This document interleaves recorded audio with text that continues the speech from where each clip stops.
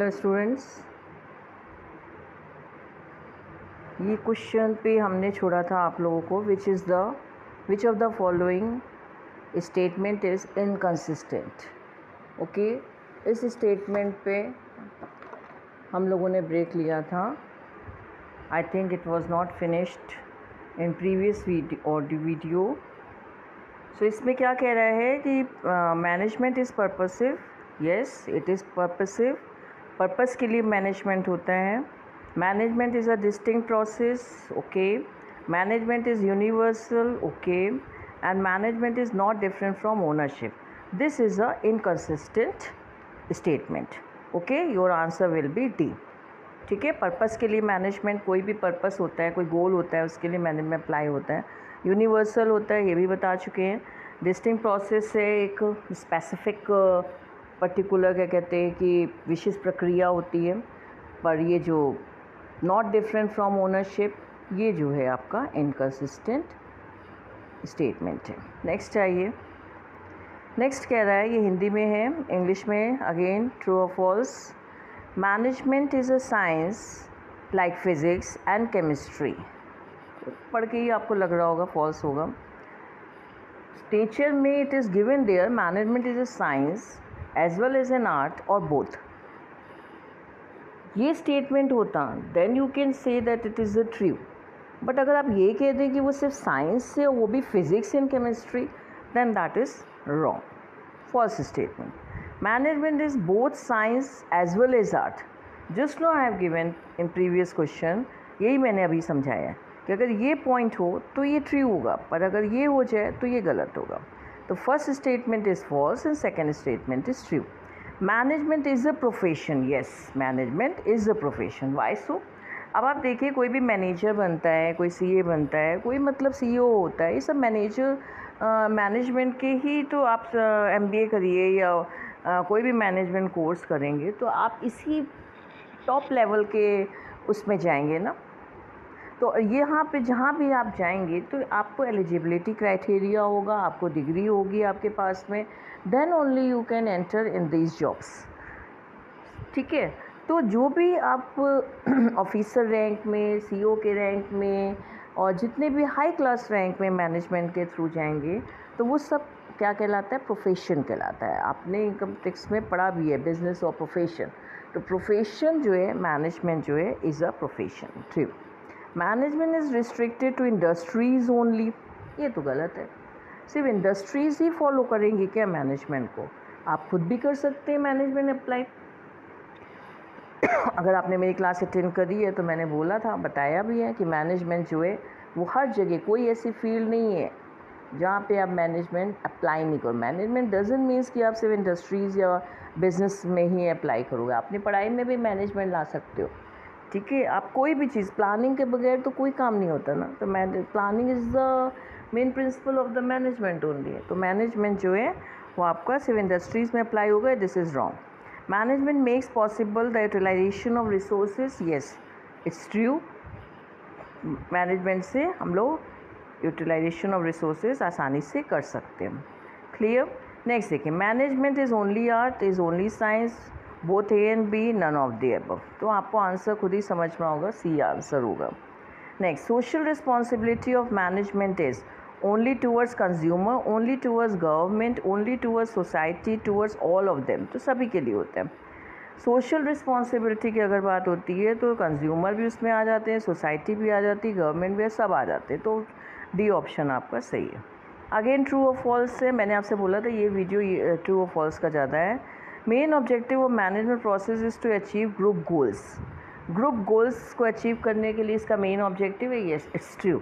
ये देखिए, ट्रू और फॉल्स का इसलिए स्टेटमेंट मैंने ज़्यादा लिया है इसमें कि जिससे आपको ये क्लियर हो। अगर आपको कोई भी पॉइंट क्लियर है, अगर उससे रिलेटेड कोई अगर ऑब्जेक्टिव भी आ जाता है, then also you can give it. Main aim of management is to maximise the profit. No, management का ये काम नहीं होता है कि प्रॉफिट ज़्यादा मैक्सिमाइज। हाँ, ये तरीका है कि कैसे मैनेज करके हम ज़्यादा से ज़्यादा जो है बिज़नेस ग्रो करें। पर अगर आप ये कहें कि मैनेजमेंट का ही एम ही है मैक्सिमाइज करना प्रॉफिट, तो this is wrong. Administration is policy maker and management is policy implementer. अब यहाँ पे क्या कह रहा है? ये ट्रू है।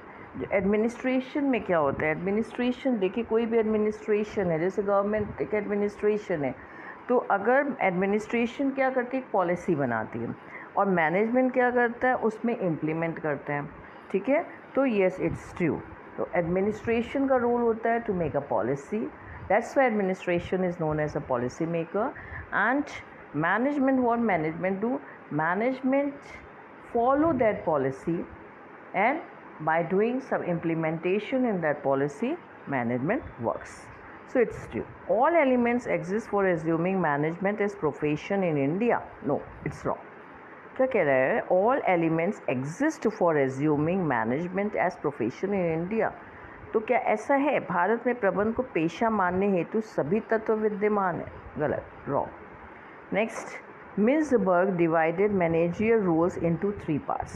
यस ट्रू, जो मिन्सबर्ग हैं, जो उन्होंने मैनेजरियल रोल्स के बारे में बताया था, उसको उन्होंने 3 पार्ट्स में डिवाइड किया था, ठीक है। यस इट्स ट्रू, आपने पढ़ा होगा तो आपने देखा होगा। Marketing is synonym of selling, marketing जो है वो सेलिंग का सैनोनिम है, no. Aim of financial management is to maximise profit, financial जो मैनेजमेंट होता है उसका अभी आपने ऊपर पढ़ा है, मैनेजमेंट का कोई वो नहीं होता है, रोल नहीं होता है मैक्सिमाइज करने का प्रॉफिट को, तो चाहे फाइनेंशियल हो चाहे कोई भी हो, नो आंसर होगा। Increase in the utility of goods is known as production, yes true. Employ development in the is the function of HRM, human resource management है, तो ह्यूमन रिसोर्स में क्या होता है, एम्प्लॉय डेवलपमेंट होता है, तो ये फंक्शन है HRM का, yes true. Expenditure and advertisement is an investment, yes, जो भी खर्चा होगा एडवर्टीजमेंट में क्या वो इन्वेस्टमेंट है, हाँ है। ये पॉइंट इसलिए आपका दिया हुआ है, ये जो आप ये देखिए चैप्टर जो आप पढ़ रहे हैं वो नेचर, स्कोप, इम्पोर्टेंस और कुछ जो है इनकी जो भूमिकाएं, ठीक है, जो मैनेजमेंट की जो रोल्स हैं, तो हेनरी मिन्सबर्ग के बारे में ज़रूर पढ़ लीजिएगा, ठीक। नेक्स्ट अब आइए, अब यहाँ कुछ राइटर्स का है, उन राइटर्स के अकॉर्डिंगली अब देखिए, F.W. Taylor is denoted as father of, F.W. Taylor जो है वो किसको इन्होंने मतलब वो किया था, साइंटिफिक मैनेजमेंट को, ठीक है। तो अगर साइंटिफिक मैनेजमेंट की बात आती है तो किसका नाम आएगा, F.W. टेलर, ठीक। अब इसके बाद है principles of scientific management, a book written by F.W. Taylor was published in, तो ये कब पब्लिश हुई थी। अब देखिए यहाँ पे आपका दिया ऑप्शन भी दिया है, जैसे F.W. Taylor is denoted as father of scientific management या फंक्शनल मैनेजमेंट, तो मेरे F.W. टेलर जो है वो साइंटिफिक मैनेजमेंट के लिए ही जाने जाते थे। और ये जो साइंटिफिक मैनेजमेंट पे इन्होंने जो एक किताब लिखी थी वो कब पब्लिश हुई थी, 1911 में, ठीक है, 1911 में हुई थी। फिर there is provision of dash under scientific management, monetary है, sorry, under scientific management, F.W. Taylor propounded the concept of mental revolution या मैनेजरियल रिवोल्यूशन, तो किसका इन्होंने कॉन्सेप्ट किया था, मेंटल रिवोल्यूशन का, ठीक है। अंडर साइंटिफिक मैनेजमेंट, जो साइंटिफिक मैनेजमेंट था उसके अंतर्गत इन्होंने F.W. टेलर ने किस कॉन्सेप्ट को ध्यान में रखा था, मेंटल रिवोल्यूशन का कि मैनेजरियल रिवोल्यूशन, तो बट नेचुरली उन्होंने मेंटल रिवोल्यूशन को ध्यान में रखा था। There is provision of dash under scientific management, monetary या नॉन मोनेटरी, तो मोनेटरी का प्रोविजन था साइंटिफिक मैनेजमेंट में, ठीक है। तो ये देखिए पूरा साइंटिफिक मैनेजमेंट के कई क्वेश्चंस बन गए। F.W. साइंटिफिक मैनेजमेंट की बात है तो F.W. टेलर जो है वो जन्मदाता है साइंटिफिक मैनेजमेंट के, he is a father, is a founder, is a of scientific management. जो इन्होंने लिखी कब थी ये बुक जो थी वो 1911 में लिखी थी। इनकी जो बुक का जो साइंटिफिक मैनेजमेंट इन्होंने लिखा था उनका कॉन्सेप्ट क्या था, उनका कॉन्सेप्ट क्या था, मेंटल रिवोल्यूशन यानी मानसिक क्रांति। और जो इनका प्रोविज़न था साइंटिफिक मैनेजमेंट के लिए वो क्या था, मोनेटरी, ठीक है। तो there is provision of monetary under scientific management, समझ में आ गया। तो F.W. टेलर साइंटिफिक मैनेजमेंट कब लिखी? 1911 में। क्या कॉन्सेप्ट था? Mental revolution. और प्रोविज़न क्या, किस प्रोविज़न के अंतर्गत लिखी थी इन्होंने? मॉनेटरी। ठीक है, अब नेक्स्ट चाहिए फ्यूल के बारे में। Henri Fayol. ठीक, Fayol divided function of business organisation into 4 parts. गलत। फ्यूल ने 4 पार्ट्स में फंक्शंस नहीं डिवाइड किए थे। आप जितने भी राइटर्स हैं उनके देखिएगा कि उन्होंने कितने कितने पार्ट्स में, जो फंक्शन जब आप पढ़िएगा प्रिंसिपल्स ऑफ मैनेजमेंट के, जब फंक्शंस पढ़िएगा मैनेजमेंट के, तब उसमें देखिएगा जितने राइटर्स हैं ये ज़रूर देख लीजिएगा कितने पार्ट्स में उन्होंने डिवाइड किया है। तो Fayol divided functions of business organise into 4 parts, it's wrong. 4 parts में उन्होंने नहीं किया था, उन्होंने 5 पार्ट्स में किया था। और क्या किया था नेक्स्ट क्वेश्चन बताएगा आपको। Fuel divided the administrative functions into 5 parts. Yes ये ट्रू है। जो फ्यूल थे उन्होंने एडमिनिस्ट्रेटिव फंक्शन को 5 पार्ट में बांटा था। और according to Fayol authority must match responsibility. Yes it's true. इन्होंने एडमिनिस्ट्रेशन फंक्शन को ज़्यादा जोर दिया था। वहाँ पे इन्होंने बताया था जब एडमिनिस्ट्रेटिव पावर होगी तो क्या अथॉरिटी की बात आएगी। तो अकॉर्डिंग टू फ्यूल जो अथॉरिटी मस्ट मैच रिस्पॉन्स, अगर आपके पास कोई अथॉरिटी है तो आपकी रिस्पॉन्सिबिलिटी बनती है ना, तो ये जो है सही है।